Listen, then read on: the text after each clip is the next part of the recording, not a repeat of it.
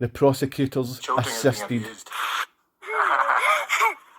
Love you, Kat. I love you too, Daddy. My daughter's been taught to hate me.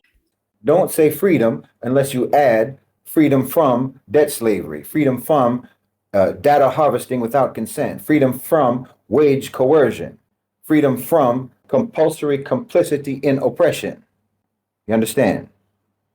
Don't say development unless you add childcare, fair labor, actual metrics of human well-being, community food security. It's not parental alienation, it's systemic alienation used by a pathological child-abusing woman who lies to her own children. My daughter, like Maddie, was taken, psychologically manipulated, but her brother, he was given 1 hour a fortnight by the system. The system didn't want a relationship. The pathological ex didn't want a relationship. My son wasn't taught English. And with 1 hour a fortnight and half of that being cancelled, we had no chance.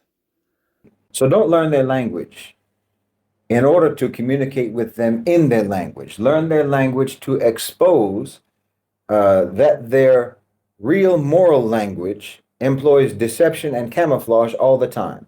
Very sophisticated. I've never encountered this level of sophistication in any other psychological pathogen I've ever worked with. And it's not only sophisticated, it's extremely malignant and vicious. It has 3 levels of defensive structures. The first and primary level is to remain hidden. It has 2 ways it remains hidden. First, it hides behind the child, and then it projects the focus of attention over onto you, the targeted parent. When your parent hates your other parent, yes, the pathogen hides behind the child, and the pathogen convinces the child it's all their decision. If, however, someone is able to penetrate the veil of concealment that hides the pathogen and actually sees the pathogen, this then represents a threat of the pathogen's ability to enact the pathology. Pathogen must enact the pathology.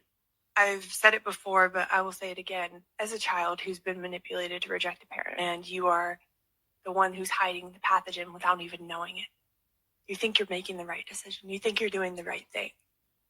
And there's a proverbial knife being held at your back the whole time. But in the predator grammar, power rewrites the standard so that failure never even registers. They rewrite what is moral according to what they're capable of doing. When the West talks about rights, they mean marketable license, unevenly enforced. Rights are protected when they secure investor mobility and suspended if they obstruct extraction in any way. Just ask any sanctioned country about their right to food and their right to medicine. And truly believes that they are bad, abusive, selfish, they don't love you, that they have hurt you and them, whatever it may be, to go with that parent, the quote-unquote bad parent, to spend time with them, to even talk to them, is seen as a betrayal to your other parent, and that's part of the habitus, the rule that you know internally without them having to tell you. Now, there are a bunch of rules just like that are unspoken, but as a child living through this, you know